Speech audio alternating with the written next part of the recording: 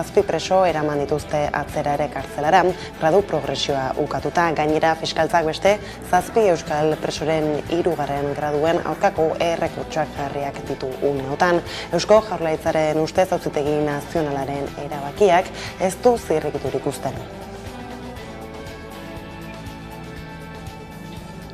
Arratsaldeon guztioi, Bingen Zupiria Jaurlaritzaren bozeramaileak atzo adierazi zuen Jaurlaritzak irizpide teknikoak eta oinarri juridikoak erabiltzen dituela 3. gradu eskaerarako proposamenak egiteko. Gehitu zuen Jaurlaritzako justizia sailak bide beretik segituko duela, haien ustedan hala dagokionean 3. graduetarako proposamenak egiten, justizia errestauratiboa defendatzen dutelako gizarteratzean aurrera egiteko. Gurean gaur magazinean ordea Josu Erkoreka segurtasun sailburua izan dugu, gonbidatu nagusi gisa eta horrela iritzi du auziari.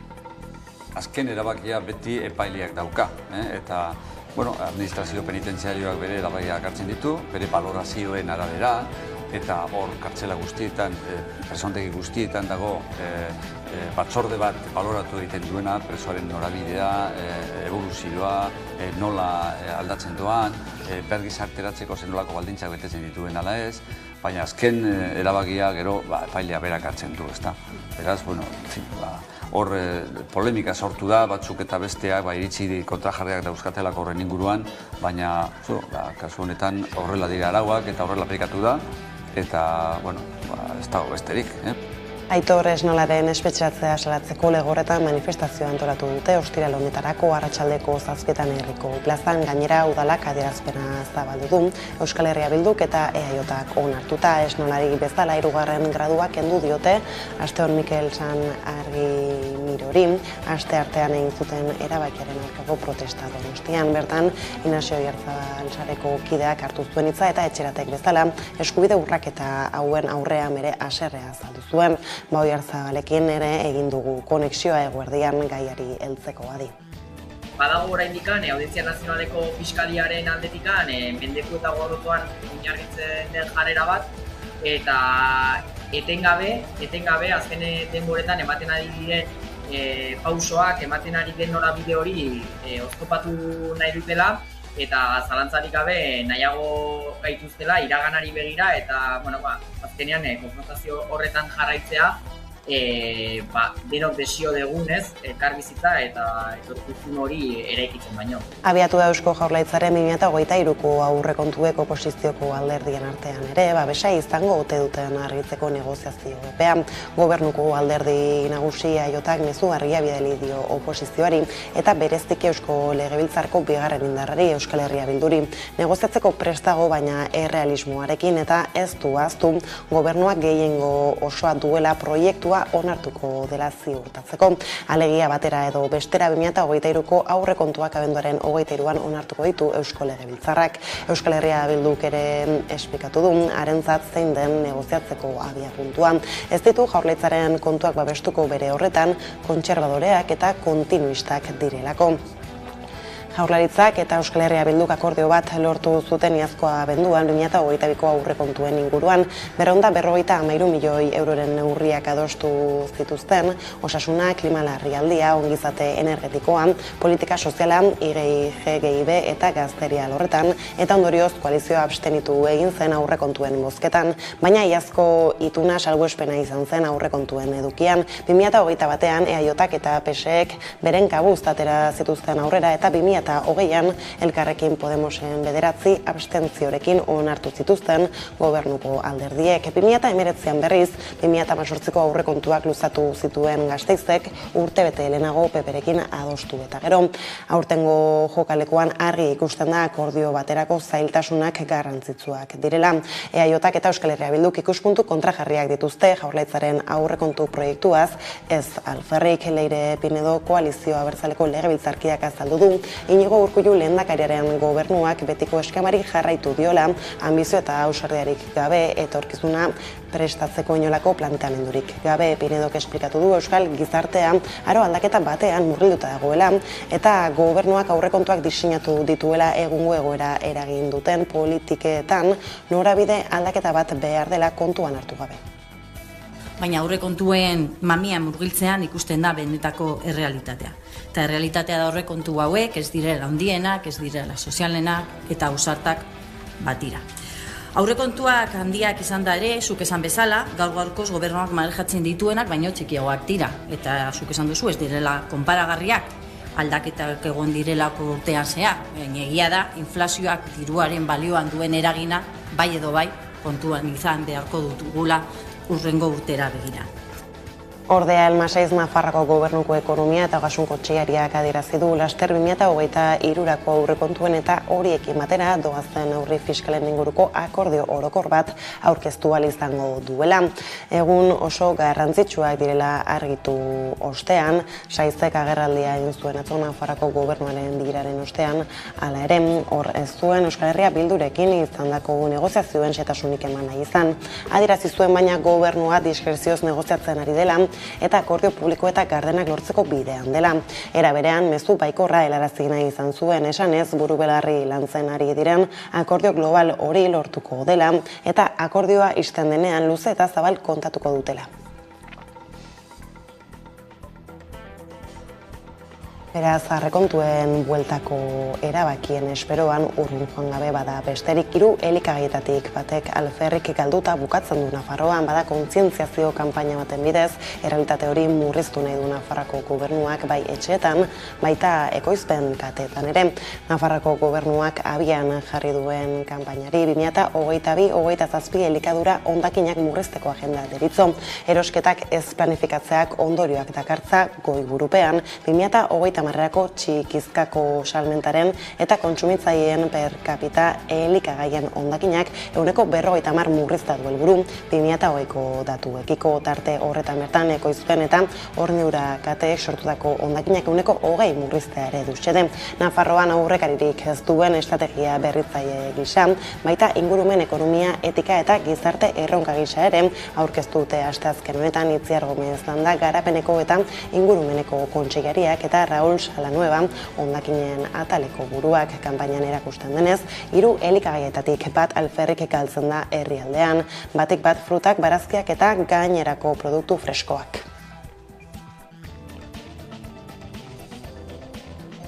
Europako batasuna da munduko deforestazio importatzailerik handienetan bigarrena, naturarentzako mundu funtsa erakundearen ikerketa baten arabera. Soilik Txinak gainditzen du nazioarteko merkataritzarekin lotutako baso soiltzean.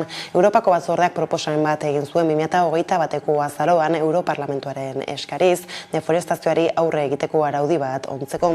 Proposamen hori oinarri hartuta berea egin zuen Europar Kontseiluak joan den ekainean eta gauza bera egin zuen parlamentuak irailean batzorraren proposamenari aldaketa batzuk onartuta. Egitasmoa 3 aldeen arteko negoziazioan dago momentu honetan. Batzordeak, kontseiluak eta parlamentuak adostu behar dute azken bertsioa. Bruselak adierazi du urte amairarako onartu nahi duela. Gorka Berasategi kazetariak landu du gaia berrian eta konexioa egin dugu eguerdi honetan berarekin deforestazioarekin amaitzeko Europak duen proposamena hobeto ulertzeko. Parlamentuak egin zuen beste proposamen bat anbiziotxoagoa, ekologisten eskari batzuk jasoz, eta proposamen kontserbadorena egin du Europar Kontseiluak, estatukideek beraiek. Orduan, anbiziotxoena esan bezala parlamentuarena da, gabezi batzuk ere baditu, elkarte ekologistek salatu duten ez, baina gero gakoa izaten da asmo handiko eta helburu handiko araudi hauek nola beterazten diren, zenbateraino diren eraginkorrak, eta horretarako zenbat baliabide jartzen da. Nazioarteko kontuekin jarraiki Brasila begira bada berririk, Bolsonarok protestak eteteko eskatu die bere jarraitzaileei. Hala ere Lulak osatuko duen gobernuaren aurkako esku hartze militarra aldarrikatu dute hauek.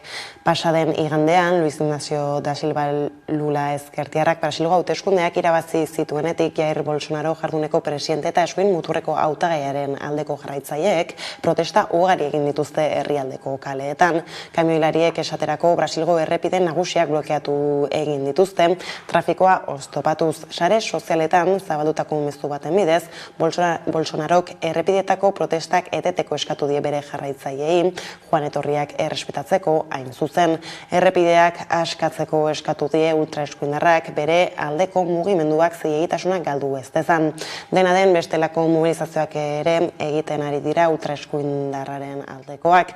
Atzo esaterako Brasilgo kuartel militar ugariren inguruan bildu ziren Bolsonaroren aldekoak protestan eta Lulak osatuko duen gobernuaren aurkako eskuhartze militarra aldarrikatu zuten. Lulak 2023ko urtarriaren batean egingo du presidente karguaren zina eta hori ekidin nahi dute Bolsonaroren jarraitzaileek herrialdeko plaza askotan aldarrikatu dutenez eskuhartze militar baten bidez.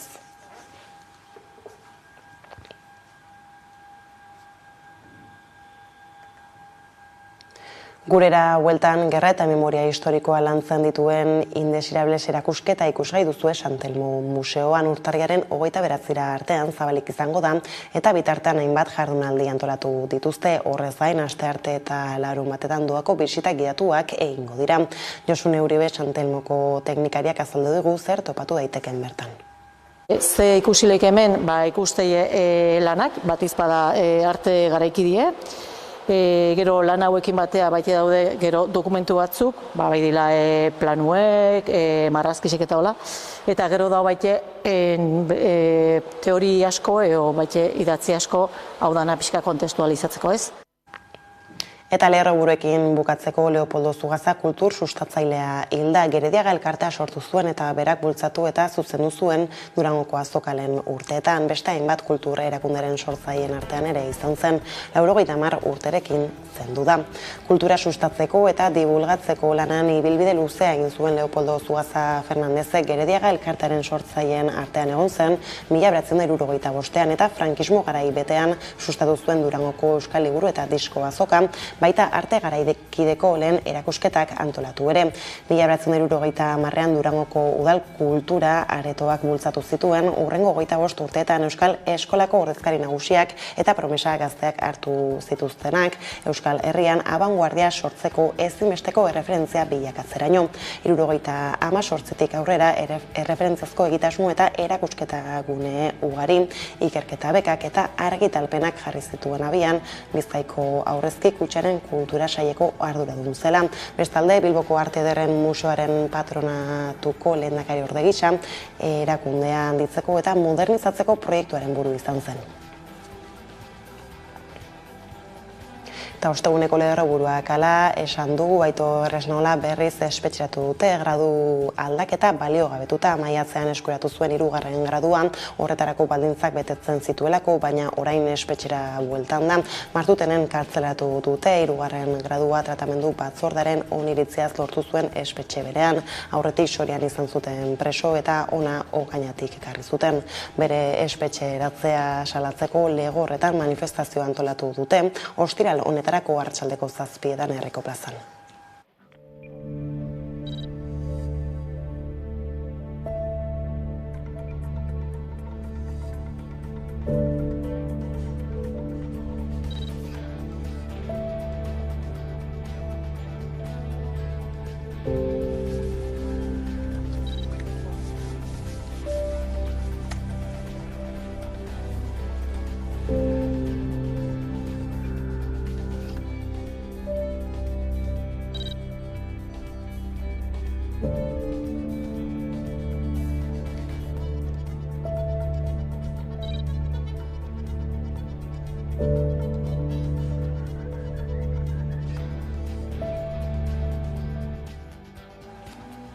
Politikarloko berriekin jarraiki 10 urte beteko ditu Ernai Gazte antolakundeak ikastute. Honetan urteurrena ospatzeko orain dugu aukera dinamika abiatuko du.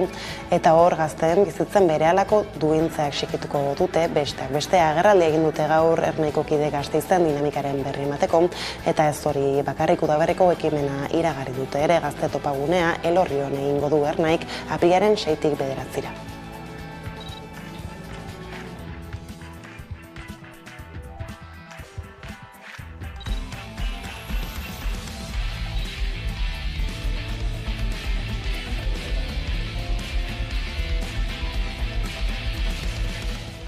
Urrengo hilabetetan, kaleak hartzera, borrokatzera eta bestelako mundu bat posible delaren alde antolatzera dei egiten diogu Euskal Gazteriari.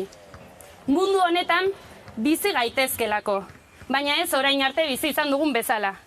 Bizitza duinen alde, borrokatzea eta bizi eredu askatzaileak lortu behar ditugu. Ez dugu biharko utziko, orain dugu aukera dena aldatzeko.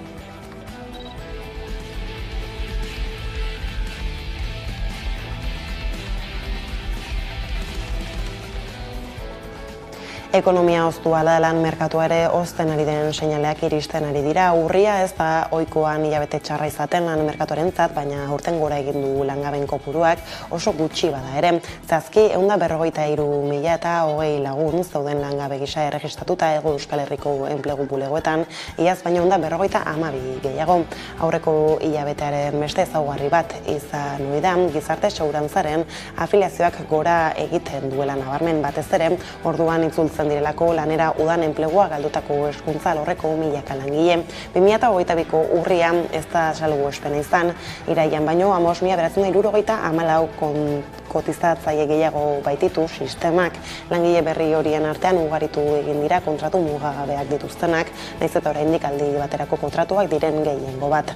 Duela urtebete 10-tik batera ez ziren iristen kontratu mugagabeak, baina orain 10-tik bat dira azken lan erreformak mugatu egin duelako aldi baterako kontratazioa. Edo nola ere, kontratu mugagabe horietako asko aldizkako langile finkoak dira eta ez dute ziurtatuta urteko egun guztietan lan egitea. Lanarloko kontuekin jarraiki asteazken arratsalde honetan langile bat hilda Mercedes-Benz enpresak Gasteizen duen lantegian labek jakinarazi duenez. 50 urte zituen eta sindikatuaren arabera istripu ez traumatiko bat izan da heriotzaren arrazoia. Labek salatu duenez, halako gertakariak ez dira kasualitatea. Beharginen lan baldintza prekarioen emaitza direla nabarmendu du. Sindikatuaren zenbaketaren arabera Euskal Herrian aurten hildako 75 garren langilea da. Azken aurreko heriotza larunbatean gertatu zen Andoaingo Antes Fibrez enpresan. Langatazketan berriz Ibermatikako langileen ordezkariek, Komisiones Obreras UGT eta ELA, 10 bilera baino gehiago egin dituzte zuzendaritzarekin lan hitzarmena adostu nahian, baina ez dute akordiorik lortu hori dela eta beste 3 greba egun deitu dituzte eta gaurkoa izan dute lehen lan uzte eguna Aiara de Urreta izan da Bilboko protestan. Ibermatikako, Donostiako, Zamudioko eta Gasteizko langileek greba egin dute ELA, Komisiones Obreras eta UGT sindikatuek deitutan. Beharginen gehiengoak lanuzterekin bat egin du gainera sindikatuen arabera. Langile gehienak greban daude. Urtarrilean hasi zuten Ibermatikako hitzarmen kolektiboa negoziatzen, orain arte baina zuzendaritzak ez dituela baldintza duinak mai gainean jarri salatu dute. Egoera zein da, negoziazio kolektiboan gaude, hitzarmena negoziatzen ari da, eta urtarriletik hasita azaroan gaude, eta orain arte enpresak ez du baldintza duinik mai gainean ipini. Urrian greba ditu zuten ere, baina bertan bera utzi zuten enpresak negoziatzeko borondatea erakutsi zuelako. Itzutzak izan ziren ala ere. Urrian greba egun bat deitu genuen, baina enpresak negoziaziorako konpromisoa hartu zuen eta 3 bilera egin genituen, eta horregaitik deskonbokatu egin zen greba. Baina 3 bilera ostean, baldintzak berdinak dira enpresak mai gainean ipintzen dituena. Egoera horrela 3 greba egunetara deitu dute ELAK, Komisiones Obrerasek eta UGTek. Soldaten igoeran KPItik, azpitik ipintzen du, eta beste baldintza batzuetan ere, ez da heltzen gure baldintzetara. Beraz, erabaki dugu 3 egun hauek greba egitea. Grebak izpide Bizkaiko metalgintzako maila osatzen duten sindikatuek eta patronalak beste aukera bat emango diete beren buruei lan hitzarmenaren korapiloa eskatzeko. 3 eguneko greba deialdiaren ondoren aste artean bilduko dira berriz ere bilera hori mugarri bat izan daiteke negoziazioan. Atzo arte ez baitzegoen hitzarturik, urrengo bira noiz izango zen eta Bilbon eginiko manifestazioaren ondoren lotu zuten mugarria eta bide batez soka gehiago tenkatu dadin eragozteko aukera. Ertzaintzak atzo izandako jarrerak tentsioa areagotu baitu. Sindikatuak berriz mobilizazioak gogortzeko presta agertu dira. Tentsioa tinkotzen doa Bizkaiko metalgintzan. 11 hilabete daramatzate lan hitzarmena negoziatzen. Momentuz baina ez dute akordiorik lortu bi aldeek. Zer daude eskatzen metaleko langileak? Eskatzen dutena da soldata igoerak duinak. Eta ez dutena nahi ere da bere lan baldintzetan atzerapausorik. Hori, momentu honetan, da mai gainean dagoena patronaleren aldetik. Plantatutako edukiak oso urrun geratu dira, guk nahi dugunetik, ez? Azaroaren 8an negoziazio mailaren 15. bilera izango dute FEDEN patronalak eta LAB, ELA, Komisiones Obreras eta UGT sindikatuek. 2021ko abenduan iraungi zen 2019ko urte bukaeran ziendutako lan ituna. Aurreko hitzarmenaren negoziazioak ere luze jo zuen eta tentsio handia egon zen gainera. Horren adierazle da 3 langile auzipetu zituztela. Orain soka estutu ala azka dezake datorren asteko bilerak. Sindikatuek dagoeneko 6 greba egunetara deitu dituzte Bizkaiko metalgintzako 52.000 langileak eta iragarri dute halaber mobilizazioak gogortzeko prest daudela. FEMI argi eta garbi utzi borrokan jarraituko degula, einen behar bezala hitzarmen berri bat lortu arte. Izaten dut argi eta garbi, salto kualitatibo bat eman beharko genukela. Egun gehiago, ez 3 bakarrik, egun desente gehiago. Udazkenean 3 greba deialdi egin dituzte sindikatuek eta 85%ko jarraipena izan du lan usteak. Bizkaiko metaliko jendeak beste erakustaldi bat eman duela, indar erakustaldia. Greben jarraipena oso zabala izaten ari da. Batzuk, bai patronalak, instituzioek eta komunikabide batzuek izkutatu nahi izan dute errealitate hau. Hala ere, udaberrikoetan ez bezala ez da egon batasun sindikalik. Hala, LAB, Komisiones Obreras eta UGT sindikatuek batetik eta ELAK bestetik protestak egiteaz gain, plataformak eta ELAK proposamen ezberdinak ere aurkeztu dizkiete FEDEMI. Joan den astean, patronalak 22ko abenduko 6,5ko KPIa igotzeko prest agertu zen eta 5,5ko igora eskaini zuen hurrengo 3 urtetarako. Alabaina sindikatuen arabera horrek ez du bermatzen sektoreko eros ahalmena. Ordea Aintzane Mendia Tubacexeko langilea datorren astelenean epaituko dute kaleratze kolektiboaren bueltan piztu zen gatazkaren ondorioz. Mendiari 15 hilabeteko espetxe zigorra ezarri nahi diote 2021ko ekainean Tubacexeko greba mugagabearen testuinguruan elkarretaratze batean identifikatua izan eta gero agintaritzaren kontrako atentatua eta ertzain bati bularrean ukabilkada bat ematea egozten diote. Tubacexeko langileak 2021ko ekainean epaitegiaren aurrean bildu ziren, aurreko elkarretaratzean bezala. Akusatuak sarreran eta irteeran zalotzea eta ondoren etxera edo piketera joatea zen euren asmoa. Hala ere, ertzaintzaren brigada mugikorrak zabaldu zuen dispositiboa eta bultzaka hasi ziren. Aintzane Mendiak dioenez 3. lerroan zegoen eta bapatean lehen lerroan ikusi zuen bere burua. Mendiak azaltzen duenez ondoren hormaren kontra atxilotuta egotea eta gorputza kolpez beterik izatea gogoratzen du. Langileen eskubideak eta gure eskubideak defendatzea ez da inoiz delitu izango. Hori dela eta, argi eta garbi diogu salakete, isunek eta errepresioak ez dituztela geldituko lan eta bizi baldintza duenen alde borrokatzea erabakitzen duten langileak. Orain azaroaren 7an epaiketa izango du eta 15 hilabeteko espetxe zigorra ezarri nahi diote. Agintaritzaren kontrako atentatua leporatu diote eta ertzain bati ukabilkada ematea bularrean egozten diote. Hizkuntzaren bueltan lekuko aldaketa egin du korrikak eta koordinatzaile berria izango du Ane Elordi hala erabaki zuen AEKak azken batzar nagusian atzo jakinarazi zuenez. Hasier Amondo ordezkatuko du Elordik, baina etxe horretan jarrituko du Amondok beste eginkizun batzuetan AEKak berak jakinarazi duenez.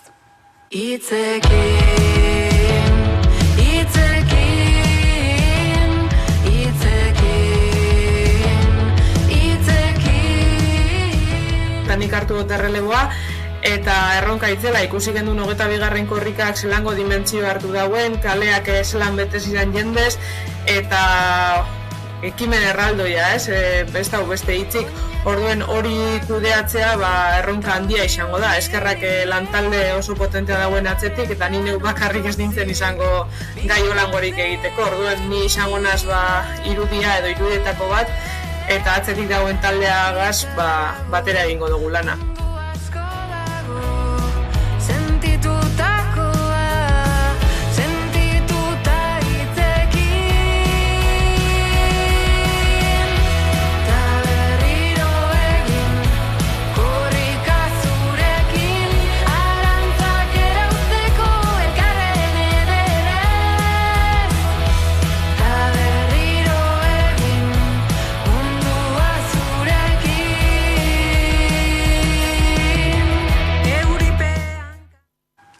Orde epaile batek latinezko izena ezarri dio Gasteizko haur bati euskarazkoa baztertuta gurasoek hazia jarri diote haurrari euskaltzaindiaren onespenarekin, baina epaileak ustez latinezko zia izenarekin erregistratu du.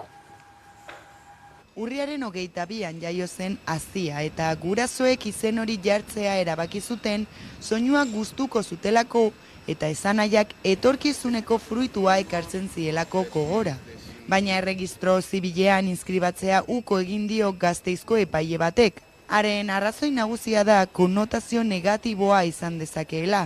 Horrekin batera, gurasoek jasotako oharrean azaltzen zuen ezin zutela izen hori jarri inore zegoelako izen horrekin inskribatuta eta substantibo bat zelako. No entienden cómo se admiten nombres como Castigo, por ejemplo, que es Sigor, y no se admite este. En latín sí y en euskera no entiendo. Euskaltzaindiari galdera egin diote gurasoek eta ez diote arazorik jarri hazia izenari. Hala ere Euskaltzaindiak ohartarazi duenez, eurek informazioa eman egiten dute eta ez dute ahalmenik erabakiak hartzeko. Garbi esan behar da Euskaltzaindiaren esparrua, eskumen esparrua, arlo linguistikora mugatuta dagoela. Azkenean gurasoek jaso zuten epailearen oharra, bertan azaltzen zen haurrari zia izena jartzea erabaki duela epaileak. Antzeko soinua duela argudiatuta eta latinez hazia esanaia duelako. Familia ez dago ados epailearen erabakiarekin eta segurtasun juridiko eta fede publikoaren zuzendaritza nagusira joko duela iragarri du. Eta albistegia bukatu aurretik kultura arlora saltoa aipatugu lehentxeago ere gerra eta memoria historikoa lantzen dituen Indesirables erakusketa ikusgai duzue San Telmo Museoan urtarriaren 29 bitartean. 20. mendeko milaka eta milaka errepresaliatuk pairatu barritzen zuten errealitate gordinaren inguruan gehiago jakin nahi baduzue gerturatu San Telmo Museora, bertan Indesirables erakusketa ikusi ahal izango duzue diziplina anitzeko 16 artisten obrekin. Indesirables berez da hitz bat goberno frantsesak erabilizuna 1918, gero nazi garaian ebai, hor pixka kontrolatzeko bertan zeon jende politikoki arriskutsuek ikustezinak eta hola, eta beste hainbat isturi zeuzkebenak. Eta komisaria da erakusketa honen Pidasolas, eta behak esateu, Indeseables hitz hori gaur egunin edala oso erabilgarria ez. Ze gaur egunin hainbat indeseable dauzkau berriz egizartien. Eta bat aizpadie hainbat gatazkatatik eta bat aizpat gerra gatazkatatik iesi datorren jende hori ez, Europan hola ikusike daudenak. Ze ikusileik hemen lanak, bat aizpada arte garaikidie, gero lan hauekin batea baite daude gero dokumentu batzuk, bai dila planuek, marrazkisek eta hola, eta gero da baite teori asko edo baite idatzi asko hau dana pixka kontestualizatzeko ez. Erakusketa lau esparrutan bezala do pixkat esplikatuta ez, baino esparrua bestekin hastea. Eta kronologikorik ere ez da bata bestien atzetik dijuen epe batzutan inde. Ze bai konfliktuek eta bai kontatzean oindala mende asko lazan, eta gaur egune hola da ez, azkena daukeu, Rusia eta Ukrainian arteko gatazkau. Gaur egungo artie, nahazte dugu, 15. mendeko obra bateko baitea reproduzio batzukin, liburu batetik ekarri ditxeunak ez, Biblioteka Nazionalen dauna Madriden, eta hori kontatzea, lehen kontatzen berdine, eta gaur honin gertatzen nahi dana ez, oso antzekue. Ze azken baten da, behak esaten bezala komisariak, gatazka o violentzio indarkeri baten historioa da ez, da indarkeri hori nola erabiltze ben estaduek eta hola, ez hola pentsatu gabe, baizik eta horrekin kontrol badezela eta horrekin sortzeie gerrak, erbesteak eta hori dana. Dokumentazio honetan esan detena, marrazki hauetan da, batzue die goian oso ezagune dana Desastres de la Guerra o bilduma, Santelmo goindala gutxi erosi duna, 5. argitalpen bat, eta gero Zurikeko artxibo baten dauden kurseko esparruen eontzin presuek eindeko hainbat eta hainbat marrazki oso gogorradinak, eta 80 bat ekarri diteunak, eta lehen ikusi zen die, Estadu Espainolin, baino oso bilduma onki garrixe da, eta oso berezi zedie, batizpat hori ez daukoko nukenik.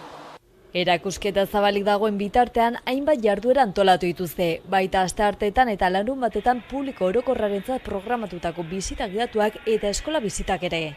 Bizita horiek doakoak izango dira, baina aintzat hartu sarrera eskuratu beharra dagoela, Santelmo Museoaren webgunean.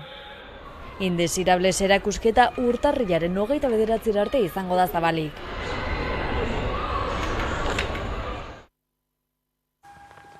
Horrela iritsi da albistegiaren bukaera, lerroguretan azaldu legez, Josu Erkoreka Eusko Jaurlaritzako Segurtasun Sailburua izan dugu gurean, eguerdiko magazkinean gonbidatu nagusi gisa, gradu progresioak eta hauen ezestatzeak izpide, bada hizketaldia berreskuratu eta alaxa gurtuko zaituzteu gaur. Besterik ez dure aldetik hauek izan dira eguerdiak gurean gaur utzituenak, guztiak eta gehiago nahi duzuen aldiro, 11.satarian ondo izan eta bihar arte.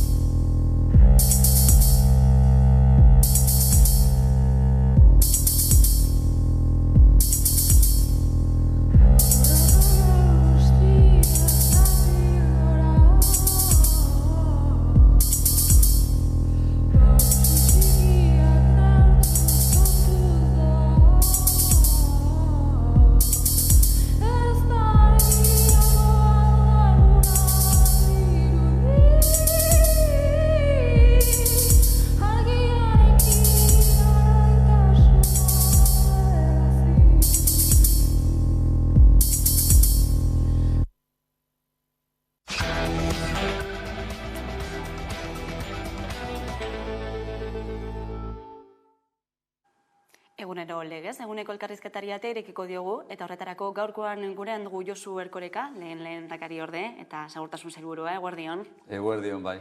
Eguneko albiste ere bada, eren egun gertatu bezala, Eusko Jaurlaritzaren Justizia Sailak preso bati emandako 3. gradua bertan beran, baliogabetu egin duela Espainiako Auzitegi Nazionalak. Zenbait balorazio egiten duzue?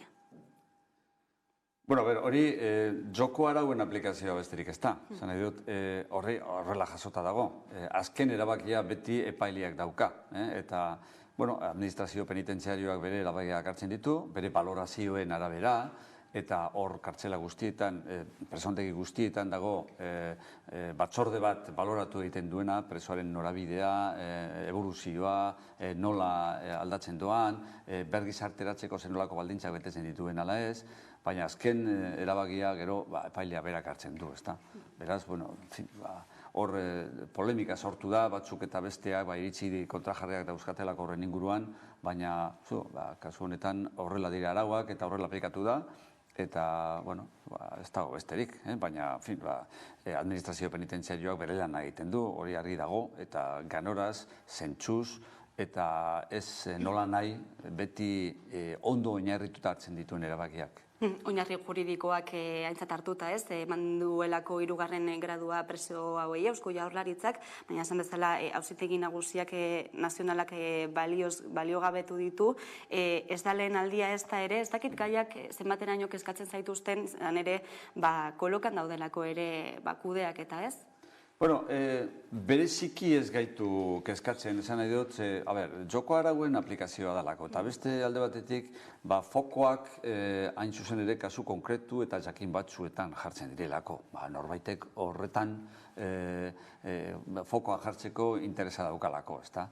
Baina horrako erabakiak maiz hartzen dira, egunero eundak hartzen dira, edo hamarkadak hartzen dira asko, eta fokoak kasu jakin eta konkretu horietan jartzen dira, interesa dagoelako hori nabarmen arazteko, baina horrek ez du balditzen zen sistema, ez da hemen justizia sailak erabiltzen dituen irizpideak eta planteatzen dituen jokamoldeak, urrundik ere ez da. Datorren urterako aurrekontu proiektua ere izpide, egunotan, atzokoan aurkeztu zenuten, esaterako segurtasunerako inbertzea, honeko 3 handituko da, datorren urterako, zertara bideratuko da, batez ere? Bueno, labur esatearren. Gurea bezalako sail batean ez dira aurrekontuak barritzen goitik eta bera urte batetik bestera. Hemen besteak beste soldatak irunsten dituzte 4 eurotik 3, eta hori urte guztietan berdina da, ezta?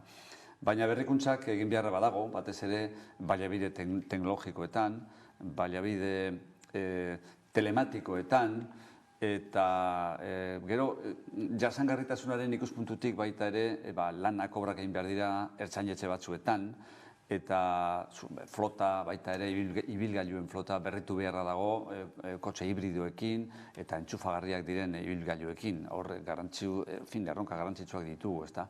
Eta gero, aurtengo nobedadea izan da lehenengo aldiz, ikusita batez ere baso zuten esperientzia zen horako izan den udan zehar eta uda ostean zehar, helikoptero bat alokatzeko lehenengo aldiz diru kopuru bat jartzen dugula aurrekontuetan, datorren urtean, aurtengoa izango balitz, baliabide propioak izan ditzagun, sozutei garrantzi gehiagorekin edo indar gehiagorekin erantzuna izateko. Hau, logikoa denez, Jaurlaritzak ez du bakarrik egiten, foru aldundekin batera baino, foru aldundien eskumenekoa baita, bai basoen kudeaketari buruzko eskumena, eta baita ere zuhiltzaileen inguruko eskumena, ez da.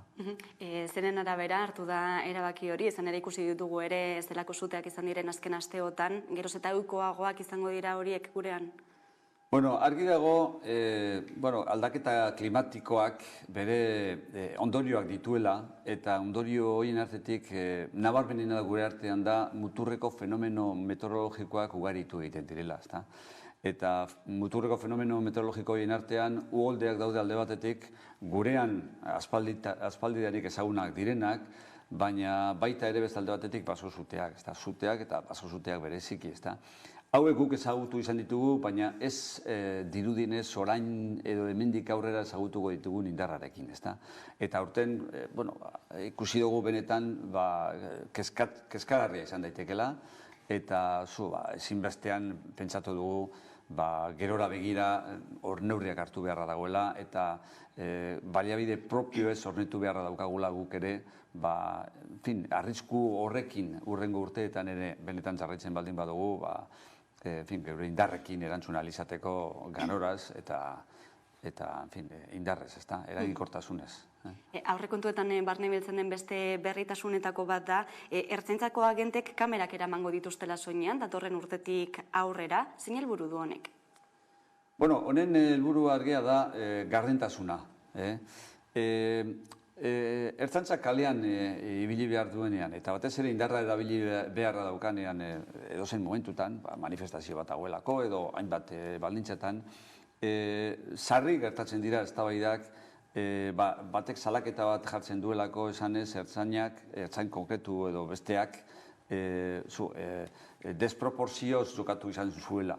Eta hor iritzi kontrajarriak daude, ikuspuntu ezberdinak daude, batzek gauza bat esaten du bestea kontrakoa, gero auziperatu egiten da hori eta auzitegiaren aurrean ere bakotsak bere tesia mantentzen du, gero irudiak ere izatekotan daudenean irudi partzialak izaten dira, batzutan manipulatua baita ere, orduan modurik argiena horretan zalantzarik ez izateko eta modurik gardenena informazio zehatza, fidagarria eta epailearentzat baliagarri izan daitekena aukiteko da ertzainak berak, itzan bakotsak, horrelako egoeren aurrean indarra erabili beharra daukanean kamera piztu eta zer egiten duen eta zer egiten ez duen argi eta garbi geldituko da horri islatuta eta danon onerako ertzainaren beraren bermerako eta batez ere epaileak horren inguruan prozesuren bat edo ezagutu beharra badauka, datuk eta frogoak eta hor mai gainean izango dituelako, gardentasun osoz eta argitasun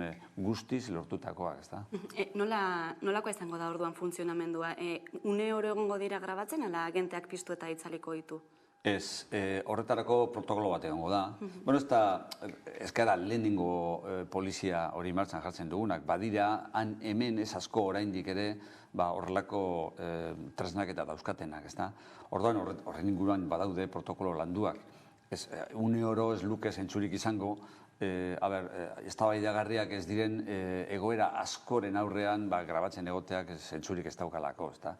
Baina momentu delikatuak sortzen direnean, protokoloak berak zehaztuko luke, indarra erabili behar duzunean, ala norbaitekin enfrentamentu bat daukasunean, ala norbait zure kontra datorrenean, edo horrelako baldintzak suposamenduak jarriko lirateke, eta horrelako kasuetan aktibatu, beti ere abizatuz, hori ere protokoloak esango du, zurekin dagoenari aldez aurretik abizatu zu, martxan jarriko dut kamera hemen daukadana, eta hortik aurrera mundu guztiataki han zer gertatzen ari den, eta gertatzen ari den guztia grabatzen ari dela ertzainak daukan soinean daraman kamera horrekin, ezta? Horrekin denok irabazten dute, gardentasunak, argitasunak irabazten du, ertzainak bermea irabazten du, eta justiziak ere nik uste dut aurrera pauso nabarmena ematen du, frogen ikuspuntutik, ez da. Datorren urtetik aurrera izango dira erabilgarri, hori egin aurretik frogarik egingo duzue? Bueno, froga bat egin izan zen, piloto bat, Irunen, Bilbon eta Gasteizen.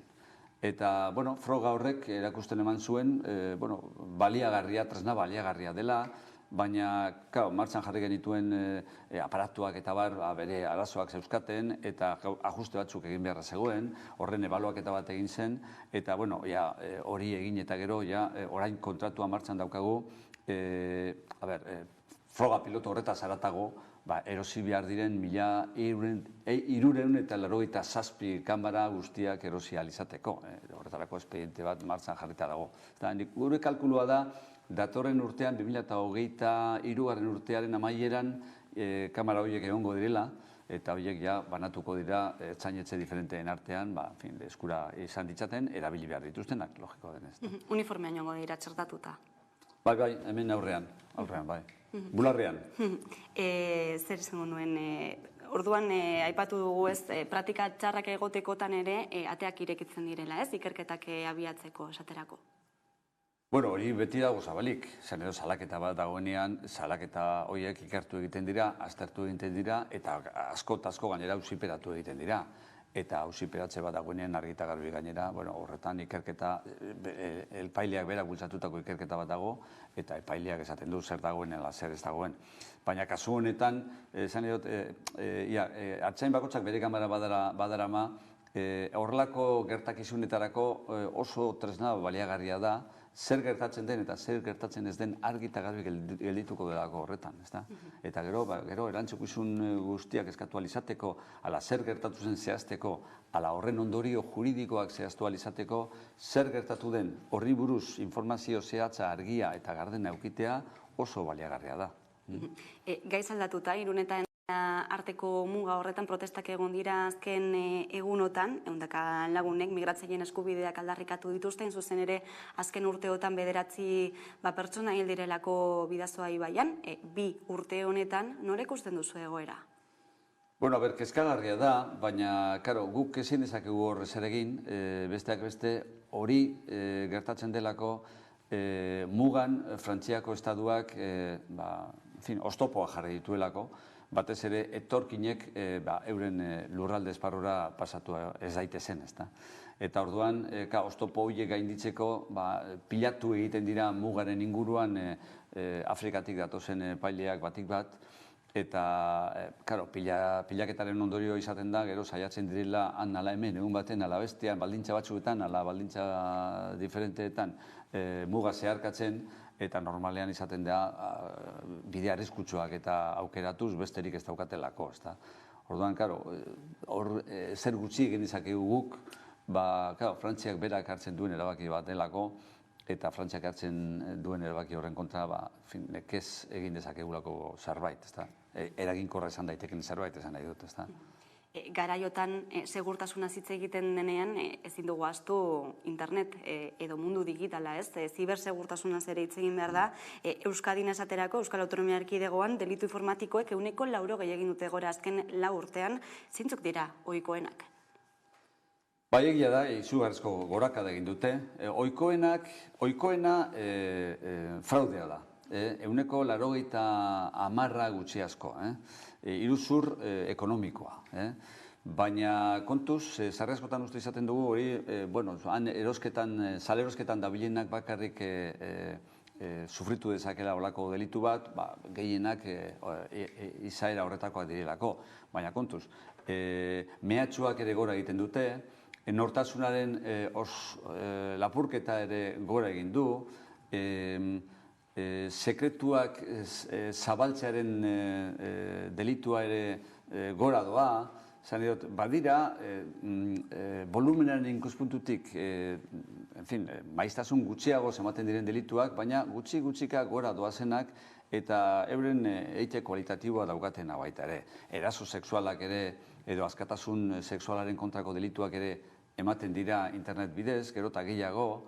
Beraz, arretaz begiratu behar zaio mundu horri, gure bizitza digitalizatzen den heinean, delitua ere digitalizatu egiten delako.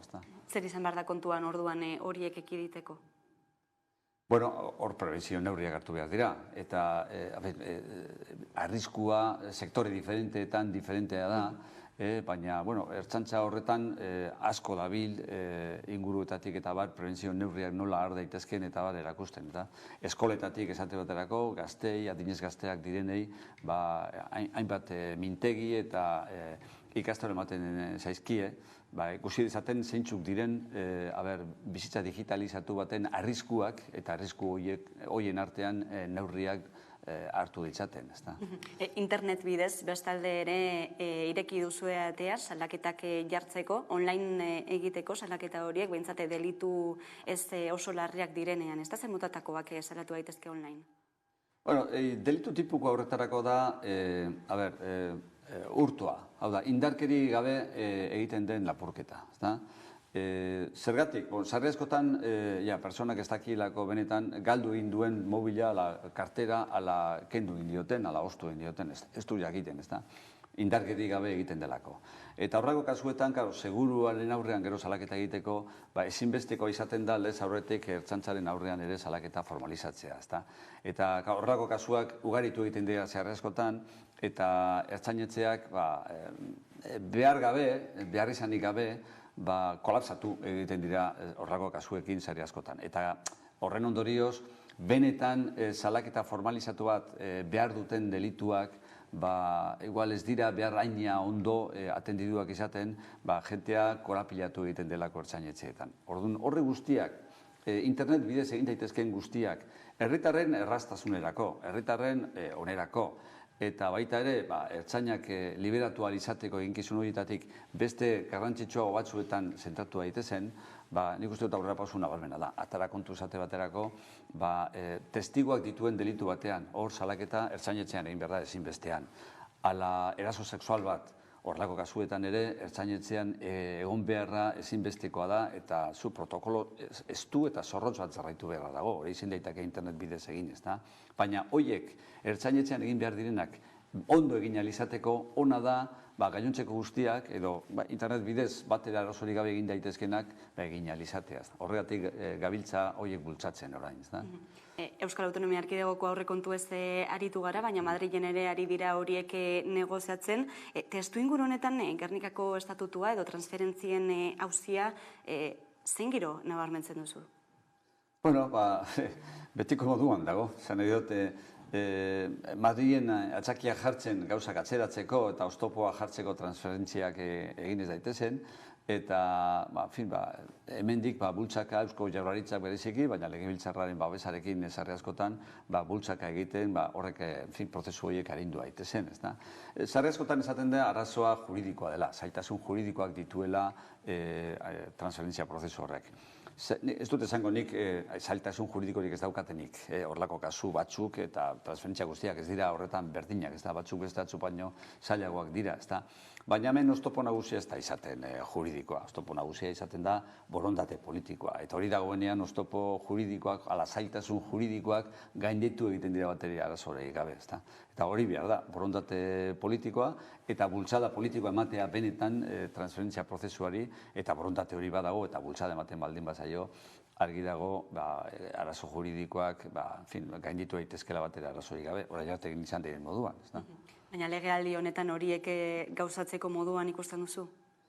Bueno, zu bidean gaude, azken hitza gobernu zentralak dauka, azken batean eskumenak bere esku daudelako eta berari dagokiolako benetan eskua zabaltzea transferentzia gauzatu alizateko, baina egin kizun horretan gaude, guk ez dugu amorerik emango, orain arte bezalatzen jarretuko dugu ekinean exigituz eta demanda planteatuz, eta, noiz bukatuko dan prozesua eta zenolako abiadurarekin aurrera egingo dugu, ez naiz ni ausartzen, urte askotan ibila naizelako eginkizun honetan bai hemen eta bai Madrilen ere, eta, ez delako gauza erreza.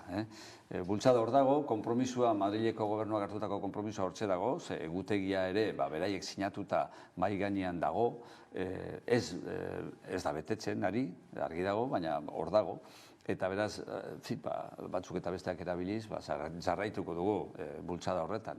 Bide horretan Iñigo Urkullu lehendakariak proposatu dio Pedro Sánchez Espainiar gobernu buruari eskualdatzeko falta diren horiek aztertzeko batzorde iraunkor bat sortzea, baina dagoeneko oraindik hilabete bate igaro da proposamen hori egin zuenetik eta ez du erantzunik jaso, zeren isla da hori?